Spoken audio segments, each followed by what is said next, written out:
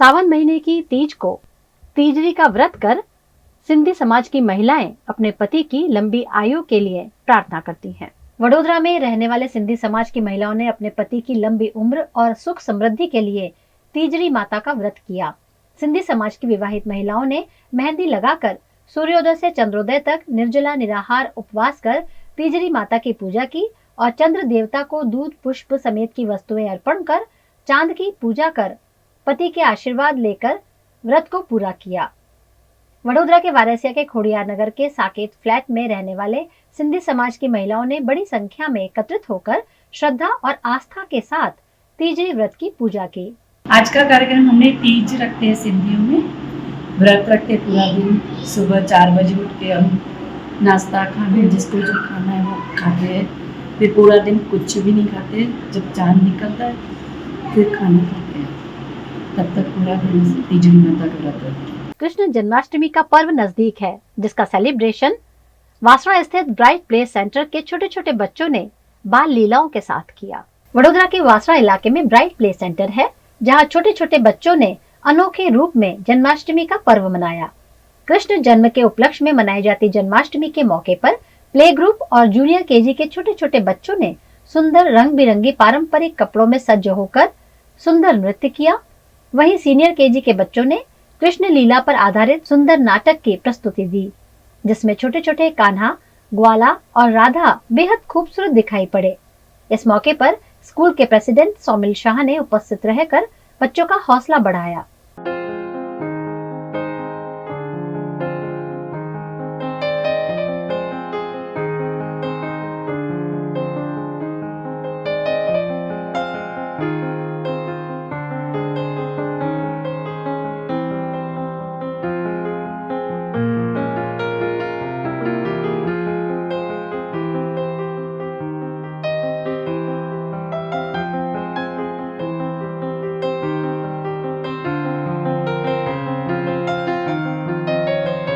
गुजरात के नर्मदा जिले में सुचारू बस व्यवस्था नहीं होने से गांव से पढ़ने आने वाले आदिवासी छात्रों को परेशानियों का सामना करना पड़ रहा है। गुजरात का नर्मदा जिला आदिवासी इलाका होने की वजह से आज भी काफी पिछड़ी स्थिति में है। यहाँ स्कूल जाने के लिए उचित व्यवस्था नहीं होने से स्कूली छात्रों को परेशानियों का सामना करना पड़ता है।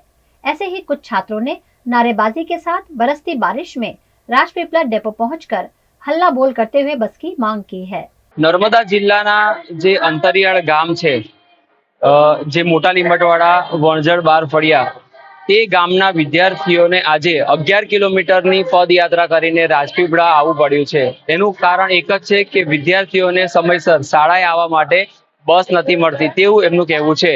રાજપીપળા ખાતે એસટી ડેપોમાં આવીને વિદ્યાર્થીઓએ પોતાની માંગ બુલંદ કરી છે, હલ્લાબોલ કર્યો છે અને તેઓએ માંગણી કરી છે કે તેઓને સમયસર પોતાના ગામ પહોંચવા અને શાળાએ આવવા માટે બસ આપવામાં આવે।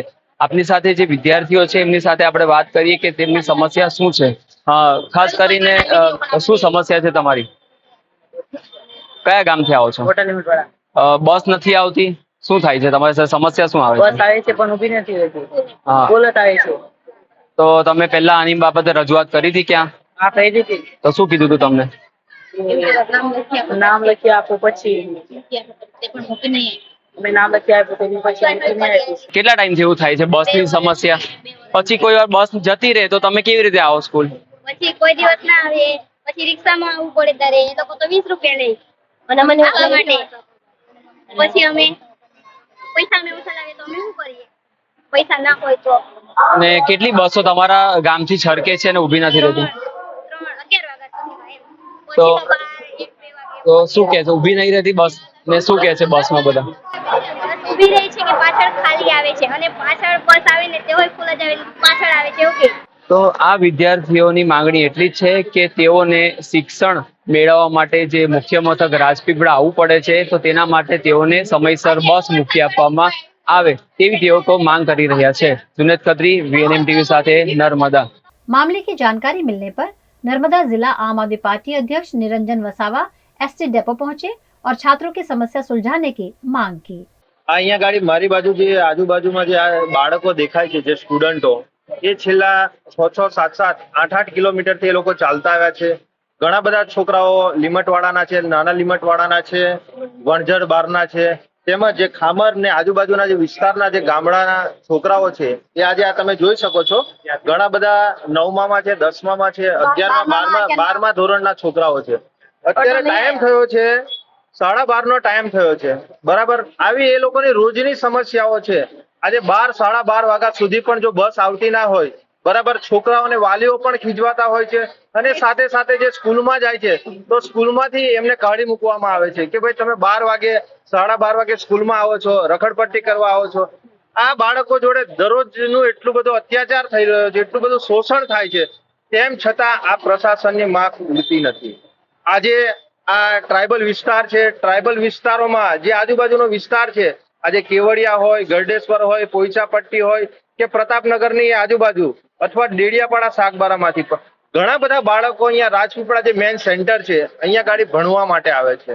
પણ આજે તમે જો 11, 12 વાગ્યા સુધી એ લોકો બસ ડેપો પર, જેમનું ગામનું બસ ડેપો છે ત્યાં ગાડી ઉભા રહી છે, બરાબર. પણ તેમ છતાં પણ અહીંયા ગાડી જ્યારે એ પાસ કઢાવવા આવે છે તો 4, 5 દિવસ, અઠવાડિયે 10 દિવસ સુધી એ લોકોએ લાઈનમાં ઉભું રહેવું પડે છે. जिस पर राजपीपला डेपो के एटीआई की ओर से बस की सुचारू व्यवस्था का आश्वासन दिया गया है। સાહેબ આજે કેવડિયાને ગયેલા છે મીટિંગ માટે, એટલે પછી જો સાહેબ આવે એટલે આપણે સાહેબને જાણ કરીને કાલથી આપણે ત્યારે ચાલુ કરી દઈએ. ત્યારે એમ જ બસો બધી તો ચાલુ જ છે, એટલે કદાચ નહીં ઉભા રાખતા હોય એવું તેવું કઈ, જો કઈ બનતું હોય તો અત્યારે અમે એ તાત્કાલિક ને ડ્રાઈવર કંડક્ટર ને અમે ત્યારે સૂચના આપી દઈએ. ના અત્યાર લગી તો કોઈ એવી કઈ એને આવી નથી, પણ તોય છતાં આજે અમે બધા સાહેબને વાત કરી ને આજે ડ્રાઈવર કંડક્ટરને પણ અત્યારે સૂચના આપી જ દઉં છું. गुजरात के गिर सोमनाथ के लोढ़वा गांव में गरीब परिवार भी खुशी खुशी त्योहार मना सके, इसी आशय के साथ एक अनोखी पहल की गई है। गिर सोमनाथ के लोढ़वा गांव में रामभाई वाडेर और सरपंच हीराभाई द्वारा पिछले 15 से ज्यादा सालों से जन्माष्टमी के मौके पर गांव के परिवारों को निशुल्क मिठाई और नमकीन का वितरण कर त्योहार की खुशियां बांटी जाती हैं। इस वर्ष भी आयोजन किया गया, जिसमें कई अग्रणी भी शामिल हुए। मैं आ गामना सरपंच हीराभाई वाडेर, અમે છેલ્લા 17 વર્ષથી આ ગામની અંદર જરૂરિયાતમંદ લોકોને 3.5 કિલો, 1 કિલો પાપડી, 1 કિલો ગાંઠિયા, 500 ગ્રામ સેવ, એમ કુલ 3.5 કિલોનું પેકેટ જરૂરિયાતમંદ લોકોને ઘરે ઘરે જઈને વિના મૂલ્યે વિતરણ કરીએ છીએ. કારણ કે આ સમય એવો હોય છે કે મજૂરી હાલતી હોય નહીં, અને ખેડૂતો કે જે હોય મધ્યમ વર્ગ પાસે પોતાની સ્થિતિ ન હોય તો જન્માષ્ટમીની ઉજવણી કરવા માટે અમે એટલી ભગવાનની દયાથી મદદ કરીએ છીએ અને ભગવાનને પ્રાર્થના કરીએ कि आवी हमने बल आपे। आसमान में काले बादल और बादलों की गड़गड़ाहट के साथ आज फिर एक बार वडोदरा में बरसाती माहौल देखने मिला। गुजरात के वडोदरा में आज अचानक मौसम में बदलाव देखा गया। गर्मी और तपती धूप के बीच अचानक आसमान में बादल छा गए और बारिश होने लगी, जिससे लोगों को गर्मी से राहत मिली है। आज दोपहर होते होते ही वडोदरा में काफी अंधेरा छा गया और बारिश की री एंट्री से माहौल खुशनुमा हो गया। दिन में छाए अंधेरे से वाहन चालकों को लाइट चालू कर वाहन चलाना पड़ा। वहीं बारिश से बचने के लिए लोग छाते और रेनकोट का सहारा लेते हुए भी दिखाई दिए।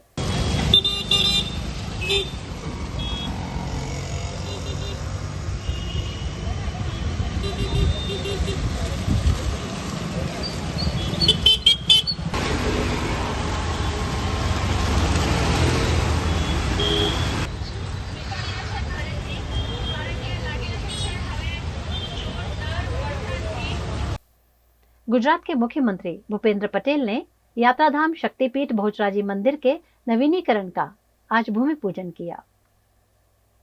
महसाणा जिले में सबसे जाना माना शक्तिपीठ बहुचराजी मंदिर है, जिसके नवीनीकरण की कार्यवाही 8 साल में दोबारा की जा रही है। गुजरात के मुख्यमंत्री भूपेंद्र पटेल के हाथों शक्तिपीठ बहुचराजी मंदिर के नवीनीकरण की शुरुआत की गई है। इस मौके पर मुख्यमंत्री भूपेंद्र पटेल के साथ महसाणा के सांसद और विधायकों की उपस्थिति रही। 80 करोड़ की लागत से ये नव निर्माण होगा। पहले भी इस मंदिर का नवीनीकरण हो चुका है, लेकिन उस वक्त कम ऊंचाई और हल्की गुणवत्ता की कार्यवाही के चलते काफी विवाद हुआ था, जिस पर आज सवाल पूछे जाने पर यात्राधाम प्रवासन मंत्री बलवंत सिंह राजपूत ने कुछ भी बोलना उचित नहीं समझा। બહુચરાજી મુકામે અને સમગ્ર ગુજરાત માટે એક અદ્ભુત દિવસ છે। 1835 થી 1839 માં ગાયકવાડ મહારાજાએ આ મંદિર બનાવેલું। આપણે 100 હજારો વર્ષ સુધી વરખડી મંદિરનો ઇતિહાસ છે અને આદરણીય અમારા પ્રધાનમંત્રી નરેન્દ્રભાઈ મોદી સાહેબ, આદરણીય અમિતભાઈ સાહેબ સખત બહુચરાજીનો કેવી રીતે વિકાસ થાય એ બાબતે ચિંતા કરતા હતા અને આદરણીય મુખ્યમંત્રી ભૂપેન્દ્રભાઈ પટેલ સાહેબે કલ્પી ના શકાય એ પ્રમાણે જ્યારે માગણી હતી અને એ માગણીને વધારીને આજે 80 કરોડ રૂપિયાથી વધારે મંદિર માટે જ માત્ર ખરેખર આપ્યા અને આજે સાહેબ પોતે આપણા ઉપરાષ્ટ્રપતિ આવવાના હોવા છતાંય ટાઈમ એડજસ્ટ કરીને પણ ખરેખર આજે ખાતમુહૂર્ત કર્યું કે આવનાર સમયની અંદર આ મંદિર સાથે 500 મીટર અને 500 મીટરથી 5 કિલોમીટર સુધી અદ્ભુત બહુચરાજીનો જ્યારે વિકાસ થવાનો છે ત્યારે ભારતીય જનતા પાર્ટીની સરકાર હંમેશા અંબાજી હોય, બહુચરાજી હોય, સોમનાથ હોય, દ્વારકા હોય, અનેક ક્ષેત્રે જ્યારે આવા અનેક કામ કર્યા છે ત્યારે આદરણીય પ્રધાનમંત્રી